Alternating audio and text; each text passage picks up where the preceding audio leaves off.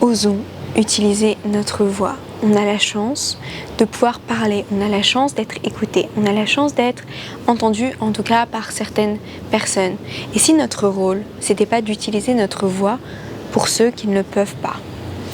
Je dis souvent ça, mais par exemple, les animaux, le reste du vivant, la terre, ils ont énormément de choses à dire, ils ont énormément de choses à transmettre, ils ressentent énormément de choses tout comme nous, ils ont des besoins, ils ont des envies.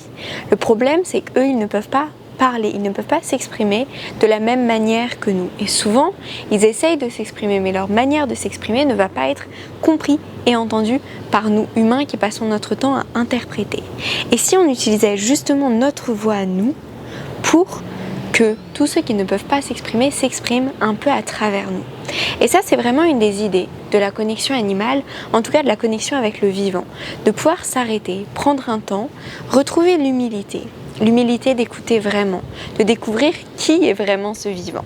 Tu vois, qu'est-ce qu'ils ressentent, qu'est-ce qu'ils vivent, qu'est-ce qu'ils pensent, qu'est-ce qui se passe vraiment à l'intérieur d'eux, comment est-ce qu'ils voient les choses, quels sont leurs besoins, quelles sont leurs envies réelles, et comment est-ce que justement on peut vraiment les écouter et se mettre à leur écoute et ensuite se mettre à leur service. Et ensuite utiliser notre voix à nous, celle qu'on a la chance d'avoir, pour s'exprimer pour eux. Parce que finalement, si on prend par exemple les animaux qui vivent avec nous, on va passer notre temps à interpréter leur comportement, on va passer notre temps à interpréter ce qu'ils pensent, alors qu'en fait on n'en a aucune idée. Mais imagine si toi demain tu peux te mettre vraiment à leur écoute, savoir vraiment ce qu'ils pensent, ce qu'ils ressentent, ce qu'ils vivent, ce qui se passe pour eux. Est-ce que ton devoir, à ce moment-là, ça va pas être d'utiliser ta voix pour exprimer ce que eux ils ressentent vraiment?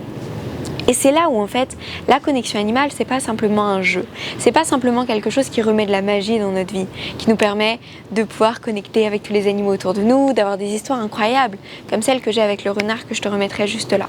C'est aussi quelque chose qui nous donne derrière une responsabilité. Et cette responsabilité, c'est celle de porter notre voix. C'est celle de partager ce qu'on a découvert. C'est celle de partager qui ils sont vraiment. C'est celle de partager quels sont leurs ressentis, quels sont leurs besoins et comment est-ce qu'on peut les respecter davantage. Et c'est là où c'est vraiment intéressant. Partager cette écoute et la replacer dans son contexte qui est comment est-ce qu'on peut davantage respecter le vivant.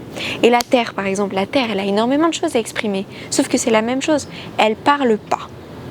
Donc du coup, est-ce que ce ne serait pas aussi notre rôle de transmettre ces messages, exactement comme celle de tous les animaux et de tout le reste du vivant.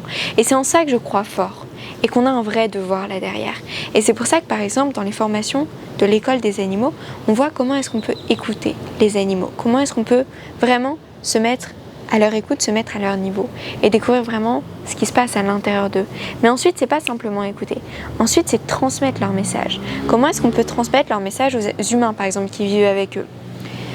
Leur permettre du coup d'être compris, reconnus et écoutés. Et ensuite, comment est-ce qu'en plus de ça, on peut accompagner les deux à vraiment avancer et grandir ensemble? Les animaux, ils se retrouvent jamais avec des humains par hasard. Il y a des choses qui les lient. Sauf qu'en fait, ça, on ne le sait pas. Tu vis avec des animaux, tu sais que tu les aimes profondément, mais tu sais pas qu'il y a quelque chose qui te lie de plus grand que ça. Et là, lorsque tu te connectes à eux, tu peux aller ensuite transmettre leur message et transmettre aux humains pourquoi est-ce qu'ils se sont retrouvés. Pourquoi est-ce que tous les deux ne se sont absolument pas rencontrés par hasard et comment est-ce que les deux sont de réels compagnons de route qui avancent ensemble. Ensuite, son devoir, c'est vraiment d'accompagner les deux, à grandir ensemble, à avancer ensemble, à la fois dans leur relation à tous les deux, mais à la fois chacun individuellement pour que chacun soit plus heureux. Mais il y a vraiment quelque chose derrière à oser et à prendre conscience de la responsabilité que c'est. Aujourd'hui, pour moi, la connexion animale, c'est un outil qui te permet de te mettre au service du vivant, qui te permet de te mettre au service de la terre et te mettre au service des animaux, et qui te permet ensuite de porter leur message, de les aider. Mais la première étape, ça va être d'apprendre à écouter, apprendre à les écouter vraiment. Et une fois que tu les as écoutés vraiment, agir, œuvrer pour eux. Et la première chose, je pense, c'est de transmettre leur message déjà, comme on le fait par exemple quand on est facilitateur en connexion animale. Le rôle d'un facilitateur en connexion animale, c'est de transmettre les messages des animaux aux humains et d'accompagner les deux à avancer ensemble, à se rendre compte des résonances qui les lient tous les deux, de qu'est-ce qu'il y a dans leur histoire qui est commune et comment est-ce que les deux peuvent grandir et se construire, avancer ensemble. Mais il y a ça, mais il y a aussi transmettre justement les messages des animaux. Si toi tu sais la beauté, la sagesse du vivant, tu t'en es rendu compte, Est-ce que l'idée, ça va pas être ensuite de le transmettre, de le partager et d'œuvrer pour que le rapport qu'ont les humains au reste du vivant change? Parce que là, on est en train de tout détruire et on est en train de nous détruire tous par la même occasion, en continuant de détruire comme ça le vivant, en le considérant comme un bien à disposition des humains, dont on peut faire exactement tout ce qu'on veut. Et c'est ça notre rapport actuel aux animaux. Les animaux, ça reste des objets destinés à satisfaire les besoins des humains. Les animaux, même qui vivent avec nous, souvent c'est des objets presque qui sont là en fait pour nous permettre de ressentir et de recevoir de l'amour. Donc en fait, on les utilise un peu comme des moyens, même si c'est inconscient et qu'on ne s'en rend pas directement compte. Et en fait, on se sert du vivant comme si c'était un moyen pour nous, comme si c'était tout mis à notre disposition à nous. Mais est-ce que ce ne serait pas le moment de justement se poser, d'apprendre à écouter vraiment, à leur ouvrir tout et retrouver cette humilité-là, de partir du postulat qu'on ne sait rien, et qu'on a tout à apprendre et tout à découvrir d'eux. Et ensuite, de voir ensemble comment est-ce qu'on peut agir et comment est-ce qu'on peut œuvrer avec et pour eux. Et c'est là où, ce que je disais, c'est que la connexion animale, c'est même pas une responsabilité que ça nous donne, c'est presque un devoir d'agir pour eux, un devoir de transmettre leur message, un devoir d'être la voix, cette voix que eux n'ont pas. Parce que la manière dont on traite les animaux et le vivant sur cette terre, elle est insupportable et elle ne peut pas continuer comme ça. Parce qu'on fait des choses juste horribles. Et on est en train de foncer droit dans un fossé. Donc l'idée, ça va peut-être être de se dire, ok, est-ce que moi là, est-ce que toi c'est quelque chose qui te parle? Est-ce que toi tu as envie d'être cette voix, par exemple, cette voix qu'ils n'ont pas? De transmettre leur message, mais avant tout d'apprendre à les écouter. Si c'est le cas, je te mettrai des liens juste en dessous et je te mets le lien là de la formation pour devenir facilitateur en connexion animale. Parce que c'est ça le rôle d'un facilitateur en connexion animale. Le rôle d'un facilitateur en connexion animale, c'est de s'arrêter, d'écouter les animaux, mais ensuite de transmettre leur message et d'accompagner les humains et les animaux à la fois à mieux se comprendre et à la fois à grandir, à avancer ensemble. D'accompagner les humains à être plus heureux et les animaux à être plus heureux aussi, et les deux à avancer ensemble et avoir une plus belle relation. Et c'est quelque chose de magnifique et presque d'hyper gratifiant aussi, et qui est hyper chouette parce que quand tu te réveilles le matin, tu sais que tu vas rendre des gens et surtout des animaux plus heureux, parce que les animaux, ils attendent qu'une chose, c'est qu'on les écoute. Les animaux, ils nous attendent. Ils attendent qu'on les écoute et ils attendent qu'on se mette vraiment à co-créer ensemble. Donc ça, si c'est quelque chose qui te parle et que tu as envie de transmettre, d'utiliser ta voix avec moi, n'hésite pas à regarder le lien que je te mettrai juste en dessous parce que la formation va bientôt commencer. Mais dans tous les cas, utilise ta voix. Utilise ta voix pour ceux qui ne le peuvent pas. Et arrêtons d'avoir peur de parler par peur d'être jugé. À chaque fois, et je sais, j'étais comme ça aussi à un moment, mais je me dis, mais c'est pas possible.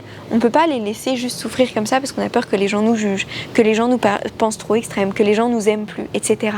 Est-ce que leur vie à eux et ce qu'ils ressentent vraiment est pas plus important que nous, ce qu'on va penser de nous et à quel point on va être aimé en général? Est-ce que c'est pas plus important ce qu'eux ils ressentent? Et ça, c'est une vraie question. Est-ce qu'on a envie de nous faire passer, encore une fois, avant le reste du vivant? Alors que le reste du vivant, ça fait partie de nous, c'est tout ce qui nous entoure, c'est quand même notre environnement. On est quand même une espèce qui est en train de détruire son propre environnement. Est-ce que l'idée, ce serait pas d'apprendre à être en harmonie avec lui? Mais toi, personnellement, apprendre à être en harmonie avec lui. Mais peut-être d'œuvrer pour qu'il y ait quelque chose qui se répande et qu'il y ait quelque chose qui grandisse. Et encore une fois, c'est vraiment ce qu'on fait vraiment à l'école des animaux, c'est on écoute les animaux à travers la connexion animale, mais ensuite, on va ensemble transmettre leur message, on va ensemble agir pour eux, on va ensemble mettre en place des actions pour eux, en fait, juste pour eux, pour être vraiment au service du vivant, pour être vraiment au service de la Terre. Et ça, c'est ce qui est vraiment important pour moi en ce moment, mais pas que pour moi, qui est nécessaire, en fait. Et c'est ce que je dis, c'est un devoir, c'est un vrai devoir, un devoir qu'on a tous finalement. Donc si c'est quelque chose, encore une fois, qui te parle, tu as le lien juste en dessous, n'hésite pas à y faire un tour, mais on n'a plus le choix les gars. Et si c'est toi, un truc que tu as vraiment envie de te mettre à leur service et d'utiliser ta voix et d'apprendre comment le faire, comment les écouter, comment utiliser ta voix, le lien est juste là et je serais ravie de t'accompagner pour qu'on devienne ensemble de magnifiques facilitateurs en connexion animale, parce que clairement, c'est le plus beau métier du monde.